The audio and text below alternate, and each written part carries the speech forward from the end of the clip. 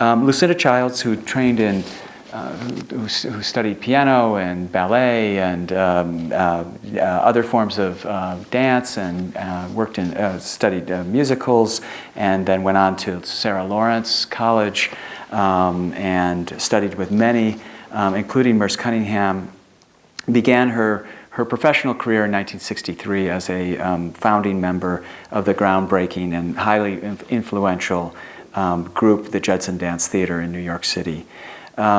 She was there working with other leading forces in postmodern dance like Trisha Brown, Steve Paxton, Deborah Hay, Yvonne Rainier, David Gordon, Douglas Dunn, and others. They were all made up what now is the legendary Judson Dance Theater. She formed her own company in 1973, and she created more than 20 works for her company. But in 1975, in the midst of the early days of her own company, she got involved in the landmark collaboration or opera Einstein on the Beach with Robert Wilson and Philip Glass. This 5-hour work changed the notions of how we think of opera, and it was originally created at the Metropolitan Opera in '75, and has since been revived several times at the Brooklyn Academy of Music. I was lucky enough to, right out of college, be at BAM when the '84 revival was created, and was thrilling. It was thrilling and life-changing for me to be part of seeing this amazing work. It's about to be revived again in 2012, and will be around in several spots in the States. Since 1979, Lucinda has collaborated with major composers and designers, folks like John Adams and Frank Gehry and many others, on large-scale productions. The first of which was this work, Dance, that we'll all get a chance to see Thursday through Saturday. It's a collaboration with Philip Glass and visual artist Saul Lewitt. In '79 was the year she won a Guggenheim, and she continued to make her works for her companies. In addition to the Einstein on the Beach work, other collaborations that she continued to make with Robert Wilson, including the 2-act play I Was Sitting on My Patio and This Guy Appeared and I Thought I Was Hallucinating in '77, which actually came here, and Heiner Muller's Quartet, directed by Wilson, Marguerite Duras' work in '96, White Raven in 2001, and Bach's Passion of St. John in 2007. Since '81, Lucinda has received regular commissions from major ballet companies from around the world, including Paris Opera Ballet, Boston Ballet, Pacific Northwest Ballet, Berlin Opera Ballet, Lyon Opera Ballet, and many others. And up until just recently, she was recently choreographed Tempo Vicino with music by John Adams for the Ballet National Marseille, and a new work for the Ballet Opera of the Rhine with music by Max Richter. She created 2 works for Mikhail Baryshnikov, Opus 1 and Largo, and since 1992, she's been very active in the world of opera. She's made major works for the Salzburg Festival. She worked with Luc Bondy and several times Peter Stein. She choreographed a new work by John Adams in 2005, Dr. Atomic, for the San Francisco Opera. And then she began directing her own operas, starting in 1995, unfinished Mozart opera, Orfeo for the Scottish Opera in 2001, and coming up in 2012, she'll be directing a new work for the Opera of the Rhine, a new Vivaldi opera.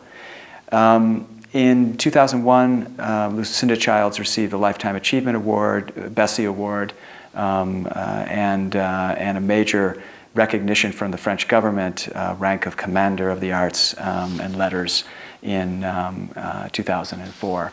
So there's much more that one could say, but we won't go further. We'll just say, let's please welcome out Lucinda Childs for... Thank you. Thank you. Thank you.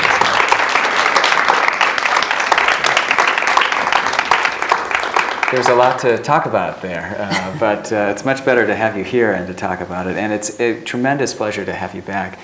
You've had, in the middle years of the Performing Arts program here at the Walker, you did the Wilson two-act play and dance in 81, and then had your company's work here in 88. And even before we presented dance in 81, there was a kind of sketch of the work, collaboration with Philip directly in 77 or 79 that you brought.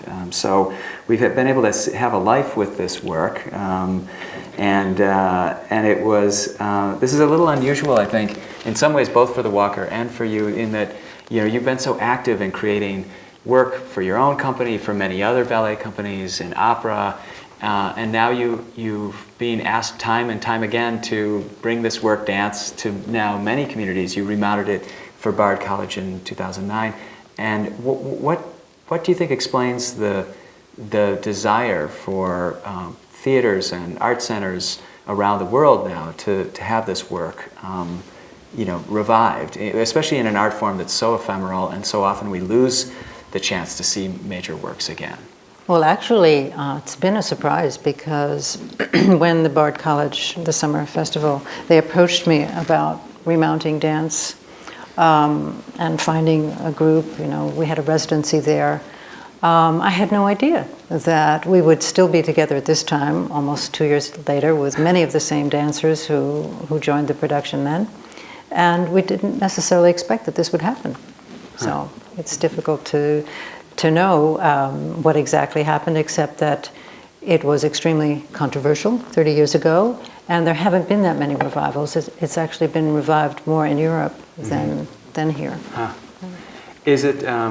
How is it for you to be in the house and to see this work that's 30 plus years old and to relive it now numerous times?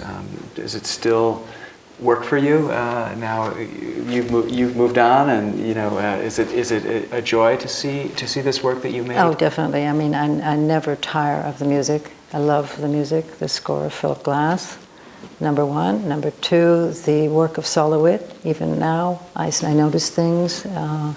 The detail, not so much of the filming, but the editing is amazing to me, what he's done with the editing, how he moves the audience around the dancers and connects with the choreography in terms of the images that he uses in film. And also to follow the new group of dancers, to watch them grow, which is what's happened over the 2 years. When you said the editing in particular, I was curious about, he chooses some really interesting angles, camera angles, but could you talk a little bit more about what is it about? This was Lewitt's first and I think only film, really. Absolutely. What was it about the way he approached it that you found intriguing then and continue to find? You'd said recently you continue to see new things in it all the time. Well, when Saul had the idea to make the 35mm black and white film, it's beautiful in terms of the color that's used in the lighting on stage. That's one thing that I didn't really appreciate or understand about his idea. Huh. And then he came to the studio and watched us rehearsing and picked out certain sections. He followed my storyboard. He was able to follow my storyboard and my score. Create storyboards for your works. Yeah, that's right. And then he picked out certain sections, and he was, I think, developing already in his mind what he would do with the film in relationship to the dancers. And I guess the split levels are beautiful for me to see how on one level you have the actual dancers dancing, and then above that on the split screen you see the electronic ghosts from 30 years ago, but they're synchronized exactly. Because the dancers on stage are exactly in the same place in the music and performing exact same choreographer as the dancers in the film. Right. And the split level was something that really surprised me. It's just such a wonderful idea, and he does so much with that. He also splits the screen vertically, so you have a live dancer on one side and the film image on the other side. Right. And there's so much else going on, but you really have to see it, I think, to appreciate it. How do you feel about, a number of critics have commented on this juxtaposition of dancers of 30 plus years ago and dancers of today, and that this kind of emotional resonance that maybe wasn't as much there when it initially was created, because it's also dealing with layers of history and a life that's gone on and evolved. And how do you feel as the creator and seeing yourself performing, back in '79 and things like that? Well, I remember the filming. It was done actually in a very short period of time with one camera. So many of us, with the sections that Lewitt chose to film, were done over and over and over again. And we've had quite a lot of discussions about that with the dancers. But I think the dancers of that time, it's really a different period. It's a different kind of group. In that time, we had everybody, all the choreographers in my generation, we sort of had our own group. And for me, they were all coming from very different backgrounds. Some of them had completely different training. Whereas now, in this particular day and age, the dancers, I think, are in general more versatile. They can handle all kinds of repertory. And there's a difference, but for me it gives another dimension, because I like very much the reference to the period and time back then. Actually, what could happen is, and could absolutely be possible, is because Lewitt's storyboard is so precise, and we even have it now in the permanent collection of the Whitney Museum.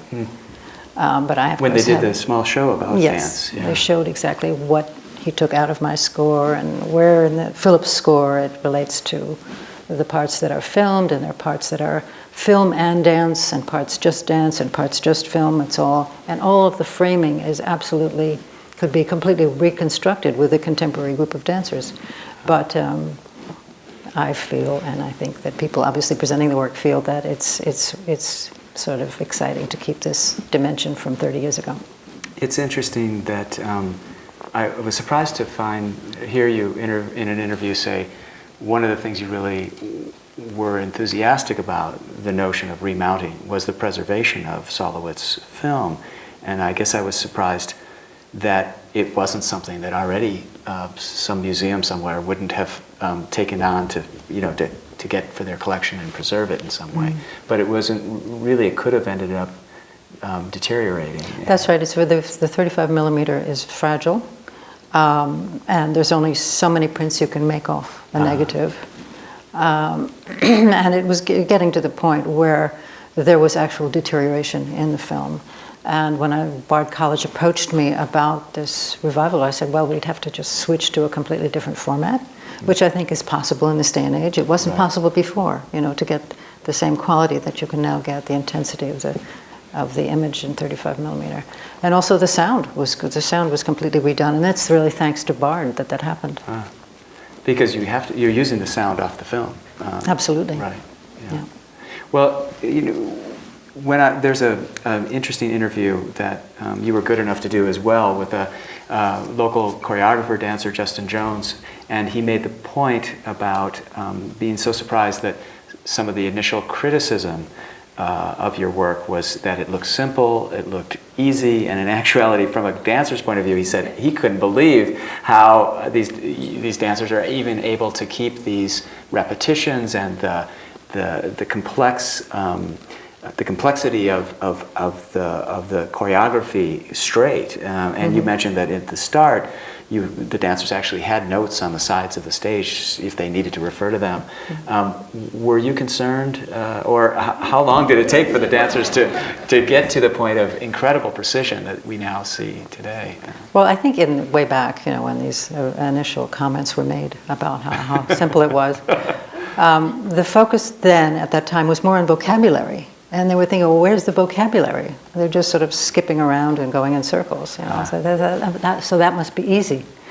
And I think for me, the focus is not so much the vocabulary, but what's done with the material that I developed for the dancers. So this is sort of a different approach, I think, that wasn't maybe totally appreciated at that time. Yeah. When you initially started to devise your approach to dance, one of the things that I think it was Sally Baines talked about was that the sort of reduction of of the movement vocabulary actually allows us as audience members to sort of look, to appreciate the movement in and of itself in a new way. It clarifies kind of movement. And so it's an interesting question in that sometimes your work has been viewed as challenging for audiences, but from another perspective, it could almost be viewed as it opens movement up for audiences because of the surface simplicity. Do you find, was that part of your thinking? Was that it was like really allowed people to see movement in your approach to structuring your choreography? Not exactly. Okay.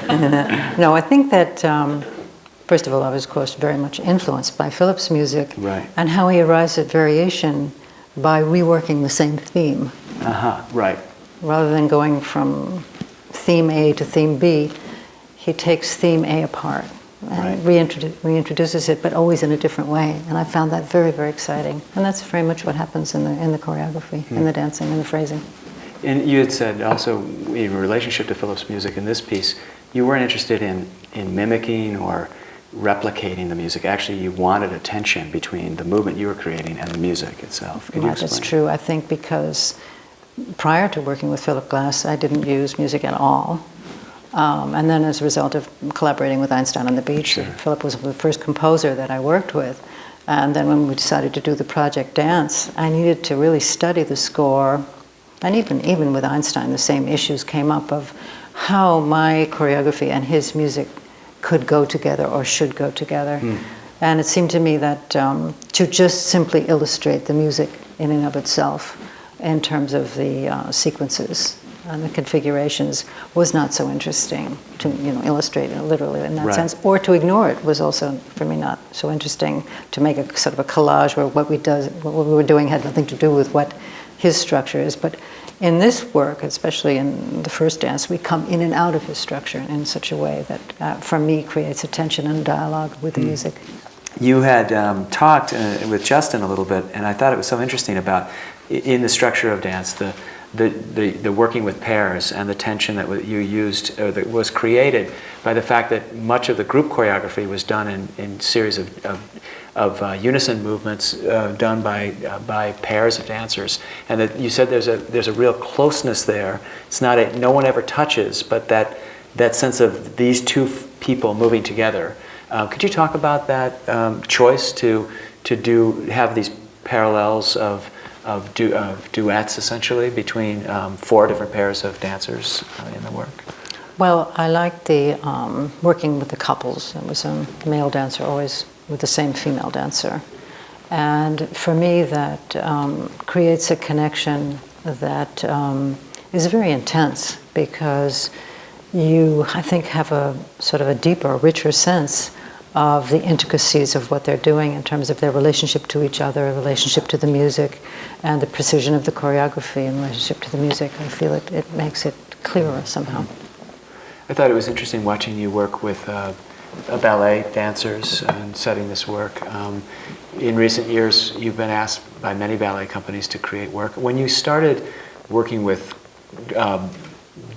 dancers who were primarily raised and trained in ballet, what were some of the challenges you faced in bringing your work to major ballet companies? In some ways it was quite a learning experience for me, because I would go in with a variation and think, oh, this is going to be so easy for them. Then they would say it's impossible. And another day I'd think, oh, this is going to be impossible. And they say, oh, no, it's no problem, very easy. You just don't know. And of course, one of the main issues is the stamina, and working in these companies that many of the dancers are going from one choreographer to another, learning a range of pieces. So your time is very tight. And it's an enormous challenge, I think, to work in that way, on this kind of work. Has it gotten easier over time because ballet dancers tend to have a broader range of experience with different kinds of movement? Yes, and particularly in the company, for example, the Ballet du Rhin, they have a very large repertoire, not just classical works, obviously, but Forsyth and Balanchine and all kinds of contemporary choreographers, so that wasn't such a shock to have to work on this kind of work. Were you surprised when you began choreographing for operas with Einstein, but then you were asked more and more to choreograph work for opera, and then you were asked to direct opera. And how was that transition for you? And, Well, I've always been interested in acting. And as you mentioned, I think I was a student of piano. Yeah. So somehow opera was something that appealed to me very much to work with singers, and something that we can share that they don't always necessarily share with a director is a studying of the score. You know, this is when you're singing and this is when you're not singing, but you're still on stage.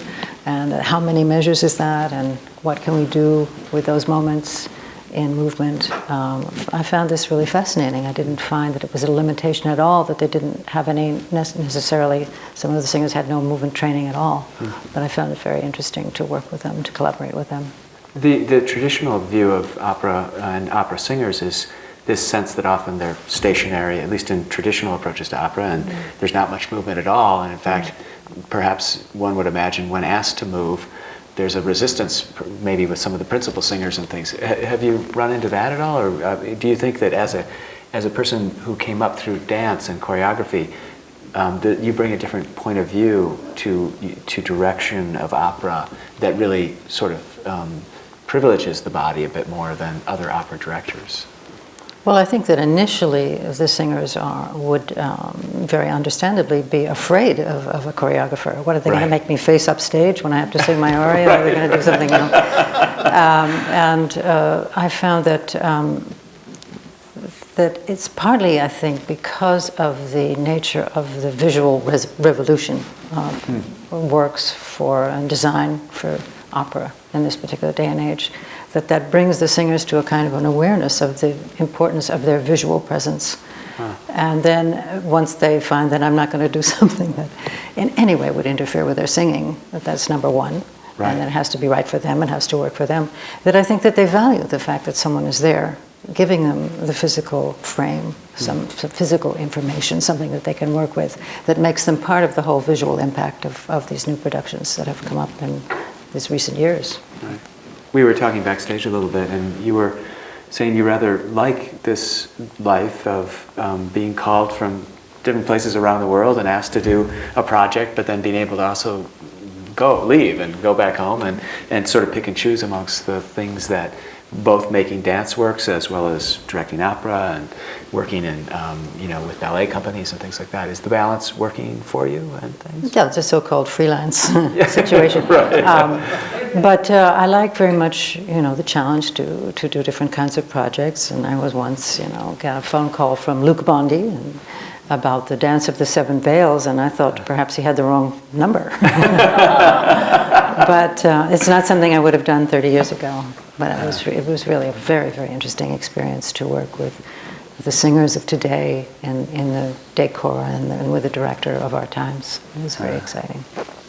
My last question, I think, is kind of jumping back to the Judson era, and there's been a lot of mythology around the Judson Dance Theater, but its impact has been quite remarkable, and over time. And the writer Sally Baines has talked about that typically dance or any art forms would go in cycles of revolution and then institution, revolution and institution, and one generation would react sort of against what the last made. But somehow the innovations that people attribute to the Judson Dance Theater artists have continued to inspire people in Europe and here in the States and things. Do you think that that's due to the fact that there wasn't so much, a set vocabulary, or it was more about a freedom to try things and an openness to take chances, and therefore it was really less about a way of making work than it was about just the fearlessness of making new things. And I think that came from Cage a bit as well. Absolutely, yeah, and it's the fearlessness and also the discipline. Some people think that, chance, you just, throw some dice and, but actually to work outside of yourself and to make decisions of where in space, when in time, what in movement, this turns out to be an enormous discipline. But the Judson, the particular thing about the Judson that I think was so unusual was it was kind of a laboratory. Anybody could come. And Yvonne happened to mention to me when I was a student at the Cunningham Studio about the workshop situation. So I felt that I was actually invited, but there were all kinds of people there. Many people, well, not even dancers, not even choreographers, who were just interested in being there, interested in working on some different ideas, and we all worked with each other in a way that I think was extraordinary, and especially for someone like me, just coming from Sarah Lawrence.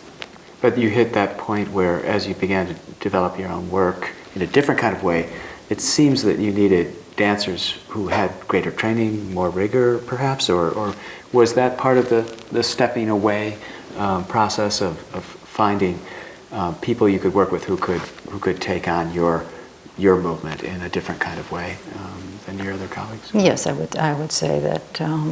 Well, first of all, at a certain point in the Judson group, I felt that the ideas were very strictly attached to the cage methodology, or the cages theory, and at some point it felt like I was someone trying to make an omelet with no eggs, and I wanted to Right. move it back into the dance movement idea, or that way of working. And there were many people in the downtown community who were interested in this kind of work, who were willing to work in this way. Right. The last thing, and then I promise, open it up. But I was reading a little bit about both Philip Glass's thinking about the evolution of his work and your own work, and you both kind of were branded in a certain way of doing a certain kind of work with a certain kind of music or a certain kind of approach, and you both seem to have at different points an aha moment of like, hey, well. I made up these rules, and so I can go against them or go beyond them. When you started working with classical composers in opera, and you had even quoted, I think, as saying, "Well, who said I can't work with Bach?" But that was a surprise to perhaps your followers up until that point. Is that an important thing for an artist to constantly question what their own framework that they've built for themselves, and sometimes break out of it in a certain way? Well, for me, there have been a lot of very major transitions in my work, starting from no composers at all, silence, from then the Judson group, and then moving into working on collaborations with Wilson in a proscenium theater with the decor and all this, with the sort of major collaborations, which inspired me, of course, to do my own collaborations. But I think everyone is different, and everyone finds their way. And for me, I've enjoyed the challenge of working in different ways at different times. This is something that I very much enjoy, because I don't like ever to do something that I've done already. Right. Is there one overriding misconception or sort of setting the record straight that you would that you find you'd like to do, that when you read about your own work or hear dance historians or journalists write about your work, do you feel like there's anything that you particularly rubs you the wrong way, that they just have it wrong? Well, unfortunately, I have a rather long list, so I don't want to bore you with Well, maybe we'll get to some of that when people ask their questions. So why don't we bring the house lights up, and I'm sure there's many people who have some things they'd like to ask. Whoever would like to be the brave first person, yes? I have a question about... We do have mics, by the way, so I think there's, Deb's got one right there for you. So. Yeah, right there, yeah. I just noticed in the film your dance notation, which was beautiful. And I was curious as to when you choreograph something, do you dance it always first and then notate it? Or have you ever notated something first and then tried to perform it? I notate after. It's a way to record what's happened during the day, sort of at the end of each rehearsal, I use this kind of notation. And once something is set, I put it in a sort of a cleaner, more readable version, which is what you saw on the screen. That's the final score. But many pages get thrown out. Do you see it in part of making the clean version? Did you also see it as visual art in its own way? Well, it's translating what's happening in 3 dimensions and also in the dimension of time into 2 dimensions. Right. And because of the visual arts community, I enjoyed working on that. I enjoyed taking the time. Yeah. And actually now some of them are also in the Whitney collection, Right. which is very nice. That's great. Referencing Philip's last question with regards to dance historians, what's at the top of your list? of I think- things that are wrong, you mean? I think that the dancers have no emotion, that they're robots or something like that. Because for me, I never tell them that they have to present themselves in any kind of particular way. I find that the presence that comes through in their dancing and in their relationship to the music and in the intensity of the performing, it's all very individual, but it's coming from a real place, and I never want to interfere with that. And for me, that's very emotional and very exciting to see. So I get upset when they say that the dancers have no emotions and that they're like robots. Other questions? There's a number of hands up here, maybe right on.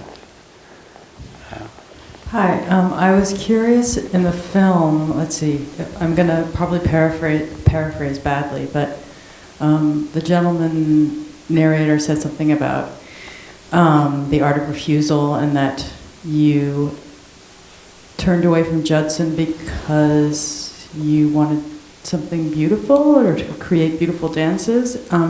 So I'm wondering if that's really true for you, and if you could just describe your turning away from Judson. Well, Judson more or less came to an end, actually. All of us went on to do our own work. Tricia Brown moved on, David Gordon, Steve Paxton moved into the contact improvisation, and I moved in my direction. And I think actually it was very interesting that we moved out of that experience into these different directions. And I don't think so much of it is turning against Judson in any way, it's just sort of moving on to something else. That each of us found our own way after that, to find our own way of working. I'm just curious about the word beauty, and is that something that is that a word that you claim to describe your work, or no? Well, that was Susan Sontag. Yeah, okay, thank you.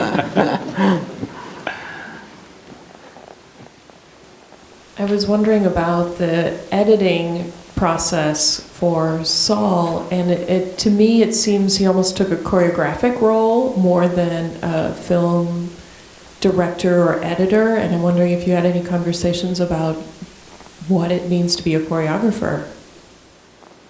No, not at all. I was just amazed that when he came to the studio and he saw my hieroglyphics, that he immediately could follow it. He understood exactly what it meant, and he was able to use it and work with it, and it helped him to make the storyboard and to work as efficiently as he had to get, to work with the dancers. Other questions? Can you talk a little bit about how you talked with your collaborators and how you worked the process out? Did people go separately, kind of meet and then separate out? Or what kind of discussions did you have, and how did you each influence or enhance or bring out what the other person might have been thinking at the time, and how did that discussion work? Actually, I think that,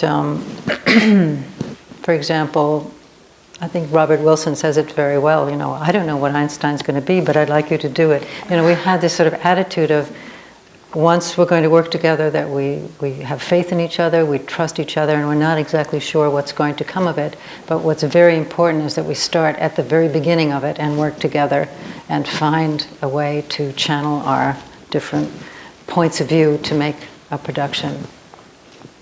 And it's a very open experience. I would never dream of giving any collaborator some sort of assignment, because I want them to come at it and to find something that they choose to contribute to the particular production that we're working on. But I don't want to dictate anything necessarily, except that the dancers need an open space. That I would definitely say. Very, very practical, important considerations. And over time, you've worked with many collaborators, and I think of Available Light with Frank Gehry, and who was an architect and had never worked on the stage before. Do you take really special care before you invite someone in, so that you're sure it will go okay, or have you had instances where that level of trust is something that didn't work out? Well, I just think that the level of trust was absolutely there because of who Frank Gehry is, and even then in the early 80s, not so well known necessarily as he is now, but he insisted that I come to California and work with him and come to his office, and he did a series of drawings before we ended up using the split level set that he designed for the production. Had another maybe comment or question. Your voice was so beautiful in Einstein, layered over the music and singing. Have you ever thought about creating a piece with your voice again? Well, actually, in the Judson days, we worked with text. I worked with text, and I was very happy to go back to that as a result of being part of Einstein. And I've worked on many other pieces with Wilson in his work. And most recently I created a solo piece with a text of Susan Sontag, with music of Hans-Peter Kuhn, which I hope to revive someday. My voice is leaving me now. Where did you do that? In Europe? That was done, the Sontag Solo? Yes. Yeah, that was called Description of a Description, and it was performed in Europe, and also at the kitchen. Yes. We have time for maybe one last question, if there's anybody that had something they were dying to still ask. If not,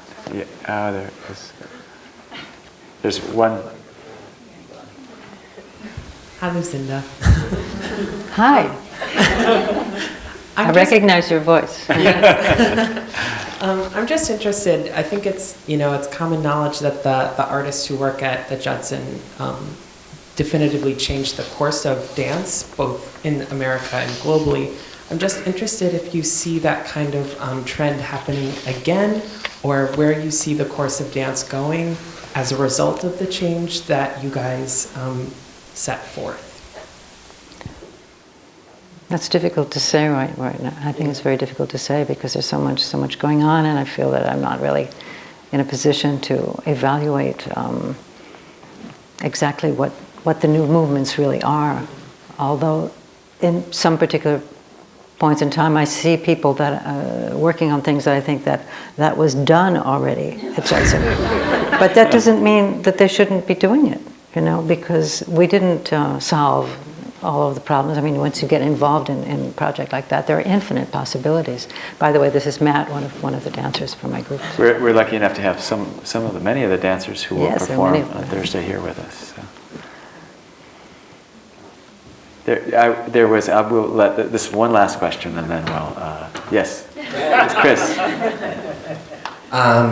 I love on your website that you say dance is a noble art, and you also speak to Philip Glass's spirituality in his music, and I wonder about your feelings about dance and who your ideal audience is and who you make things for. That's many questions. No, it's fine. I'll just respond to it. Well, I think dancers are very special. You can't take a piece of choreography and put it in a closet and then pull it out, 10 years later. It just, it really involves people, it involves bodies, it involves training. And as a dancer, your whole life is really, because it's your body, it's really something that's an art form that's very, very special. And I feel that there's, it's certainly influenced the way I feel about my life. It's the first thing I want to do is do my exercises because I feel I can handle everything else that's going on in a much more effective way because that's who I am and that's what I need to do. And I don't think there's anything necessarily spiritual about that. It's just something that I think is very special about the life of a dancer.